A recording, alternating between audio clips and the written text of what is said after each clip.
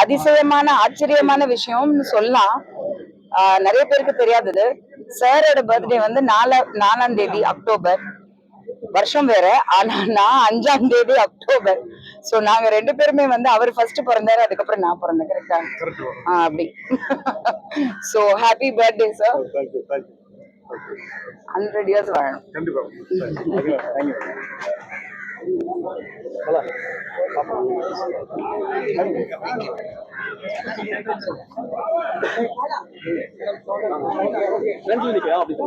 அங்கே நில்லுங்க, நீங்க அங்கே நில்லுங்க.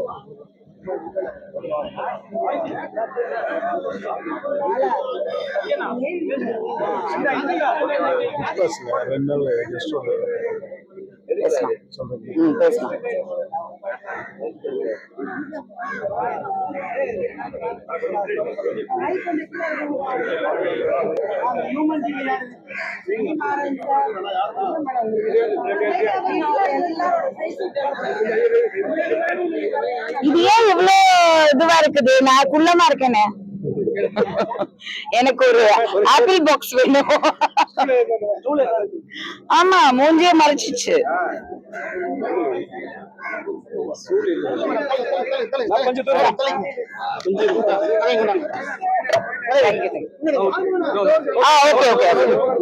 அவ்வளவுக்குள்ள இல்ல.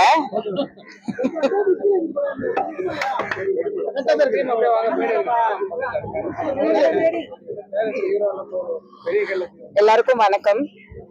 ரொம்ப பெருமையா இருக்குன்னு ஃபர்ஸ்ட் சொல்லணும். ஏன்னா வந்து எதிர்பாராத பல விஷயங்கள் வாழ்க்கையில வந்து சர்ப்ரைஸ் மேல சர்ப்ரைஸ் மேல சர்ப்ரைஸ் வரும்போது சம்டைம்ஸ் இட் இஸ் லைக் இதெல்லாம் நிஜமா நடக்குதா நம்ம, ஏன்னா சம்டைம்ஸ் இல்ல நம்ம மனசால தோத்து போயிட்டோம்னு எங்கேயோ வாழ்க்கையில ஒத்துக்கலனாலும் போராடினாலும் போராடிட்டே இருந்தாலும் எங்கேயோ ஒரு இடத்துல நம்ம யோசிச்சிருப்போம், அவ்வளவுதான் முடிஞ்சிருச்சு அப்படிங்கிறது இருந்திருக்கும். எல்லாருக்குமே தோல்வி பார்த்தவங்களுக்கு கண்டிப்பா இருந்திருக்கும் ஒரு காலகட்டத்துல, ஏதோ ஒரு காலகட்டத்துல.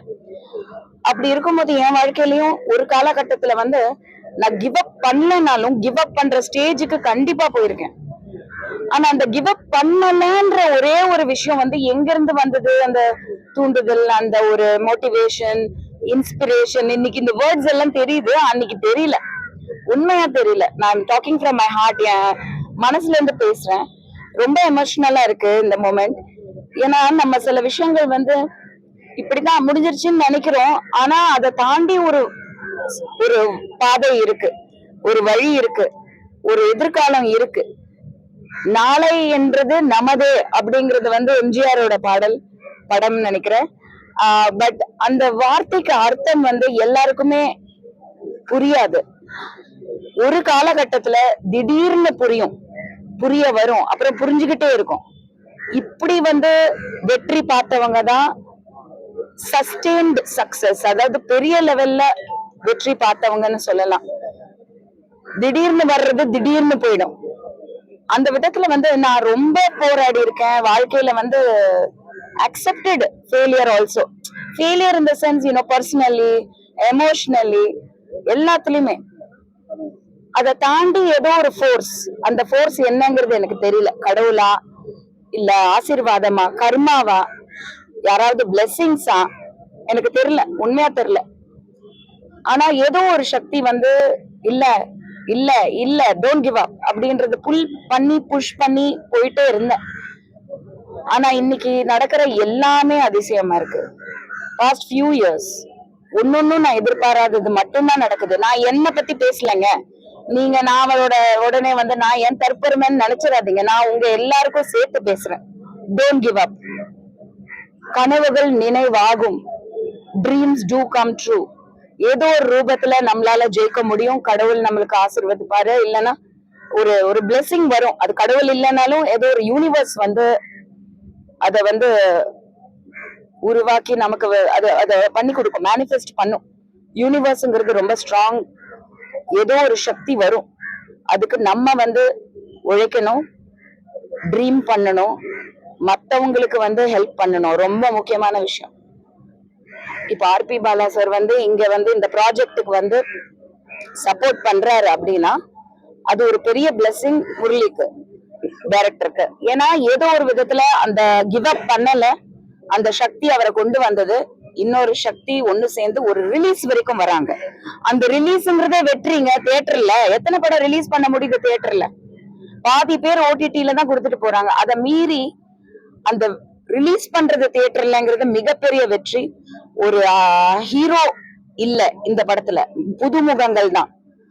ஆனா இந்த புதுமுகங்கள் படம் நிறைய சக்சஸ் ஆறது படத்தை பொறுத்து, ஆடியன்ஸோட கனெக்ட பொறுத்து எல்லாமே இருக்கு.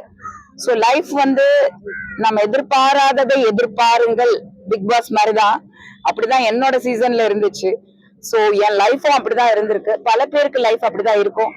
Don't give up, keep going. கண்டிப்பா நாளைங்கிறது ஒண்ணு வரும். அந்த ஆப்பர்ச்சுனிட்டி நமக்கு வரும். அது வரைக்கும் நம்ம ட்ரை பண்ணிட்டே இருக்கணும். அந்த முயற்சி தான் இது. அந்த முயற்சிக்காக சப்போர்ட் பண்றதுக்காக மட்டும்தான் நான் இங்க நிக்கிறேன். ஏன்னா பல ப்ரொடியூசர்ஸ் படம் எடுக்கிறாங்க. சின்ன படங்கள், பெரிய படங்கள் அதெல்லாம் ஒண்ணும் இல்லை. படம் கதை தான் முக்கியம், எடுத்த விதம் தான் முக்கியம். நான் இன்னும் படம் பார்க்கல, because I am actually in very tight schedule today. But கண்டிப்பா பார்ப்பேன். பட் அதை தாண்டி ஒவ்வொருத்தர் எடுத்த முயற்சிக்கு சப்போர்ட் பண்ணுங்க. உங்களால முடிஞ்ச ரீச் கொடுங்க. ஆடியன்ஸ் டிசைட் பண்ணட்டும். நீங்க சொல்றனால படம் ஓட போறது இல்ல, அதையும் சொல்றேன். நீங்க ரீச் தான் கொடுக்க போறீங்க. இதை கொண்டு போய் மக்கள் கிட்ட சேர்த்தீங்கன்னா அவங்க திட்டுறாங்களோ இல்ல ரசிக்கிறாங்களோ நமக்கு தெரியாது. எப்பவுமே ஒரு விஷயம், பிரஸ் மீடியா சினிமாக்காரங்களுக்கே தெரியாத ஒரு விஷயம் என்னன்னா, நம்ம நினைப்போம் இந்த படம் ஹிட்னு, திடீர்னு ஓடாது, ஃபிளாப் ஆயிடும். ஒரு படம் அப்படின்னு நினைப்போம், கடைசியில பார்த்தா அது ஹிட் ஆயிடும். சோ நம்மளால ஆடியன்ஸ் பல்ஸ் மட்டும் புரிஞ்சிக்கவே முடியாது. உங்களாலையும் புரிஞ்சுக்க முடியாது, எங்களாலையும் புரிஞ்சுக்க முடியாது. அது தமிழ்நாடு ஆடியன்ஸ் இருக்காங்களே, அவங்க வேற லெவல் புரிஞ்சுக்க முடியாது. அவ்வளவு அன்பும் ஆதரவும் மட்டும்தான். ஸ்கூல் முடிஞ்சு போச்சு, எல்லாரும்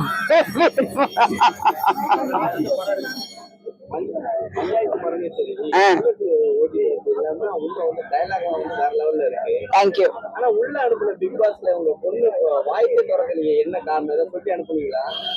இல்ல, இது கமல் சார் கேட்டாரு, அந்த ஸ்டேஜ்லயே கேட்டாரு. அதான் நான் சொல்றேனே, நானே உள்ள போய் என்னமோ பெரிய ஜெயிச்சுட்டு வந்திருந்தா நம்ம சொல்லி அனுப்பலாம். சோ எவ்ரிபடி ஹேஸ் அவங்களுக்கு அவங்களோட தனித்துவம்னு ஒண்ணு இருக்கு. அவங்க அனுபவம், அவங்களோட அந்த கேரக்டர் அப்படிங்கறது யாருமே மாத்தக்கூடாது. சினிமால மாத்தலாம். இப்போ ஒரு நடிப்பு வரணும், அடுத்து அவ படம் நடிக்கும் போது கண்டிப்பா ஒரு கேரக்டர் பண்ணும்போது நான் என்னோட சஜஷன் கொடுப்பேன். அதுல என்னோட இன்டர்ஃபியரன்ஸ் இருக்கும். ஏன்னா நம்ம பார்த்து வளர்ந்துருக்கோம். ரெஸ்டாரண்ட் டைரக்டரா 10 படம் ஒர்க் பண்ணிருக்கேன், நானும் இத்தனை படம் பண்ணிருக்கேன். ஒரு சஜஷன் கொடுக்கலாம். ஆனா இது ரியாலிட்டி அப்படின்னும் போது அவங்களுக்கு ஒரு குவாலிட்டி இருக்கு, அவளுக்கு நிறையவே இருக்கு. அது எனக்கு தெரிஞ்சனாலதான், அந்த தைரியத்துலதான் நான் உள்ள அமிச்சிருக்கேன் அந்த வீட்டுக்குள்ள.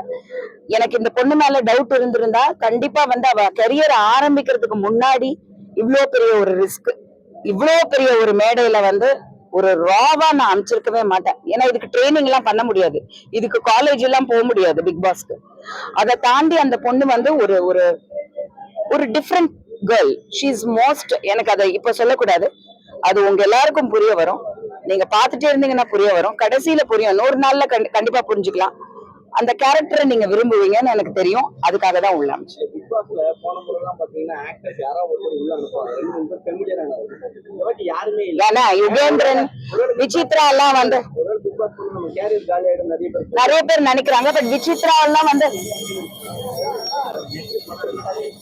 அந்த பெல்ல உடையலாம், அந்த பெல்ல உடைச்சு போடுங்க. சோ அப்படி கண்டிப்பா நினைக்கிறாங்க, பயப்படுறாங்க. நிறைய பேர் என்கிட்டயும் பேசினாங்க. பட் அதை தாண்டி ஒரு தில்லு வேணும். தில்லு இருந்தா போராடு, அங்க நிக்குது டைட்டில். சோ அந்த தில்லு இருக்கிறனால விசித்ரா உள்ள போயிருக்காங்க. டெஃபினெட்லி ஒரு பாப்புலர் ஆக்ட்ரஸ். 90s டைம்ல இருந்து இன்னைக்கு வரைக்கும், குக்குத் கோமாளி வரைக்கும் பாப்புலர்னு சொல்லலாம், இன்னைக்கு ஜெனரேஷன் வரைக்குமே. யுகேந்திரன் நம்மளோட ஐ மீன் இசைக்கே பேர் போன சில பேர்ல மோஸ்ட் மறக்க முடியாத பாடகர்கள், சிங்கர்ஸ்ல மலேசியா வாசுதேவன் அங்கிள், அவங்களோட சன் நிறைய படங்கள்ல வில்லன் நடிச்சிருக்காப்ல அரௌண்ட் 90s 2000. பட் இப்போ ஹி இஸ் கம்பேக், ஒரு கம்பேக் இந்த இதுல வந்திருக்காரு. சோ மத்தபடி எல்லாருமே சீரியல் அதெல்லாம் பாப்புலர் தான். இன்ஃபேக்ட் இன்னைக்கு சினிமா தான் பாப்புலாரிட்டி கம்மி. டிவி சீரியல் இதெல்லாமே தானே நிறைய. உங்க வீட்டுல பாக்கலையா? இப்ப வீட்டுக்கு போனா உங்களுக்கு சோறு கிடைக்காது. சீரியல் பார்த்து முடிச்சதுக்கு அப்புறம் 10:30 மணிக்கு தான் ஆஃப்டர் பிக் பாஸ் அண்ட் வலிதா ரிவ்யூ.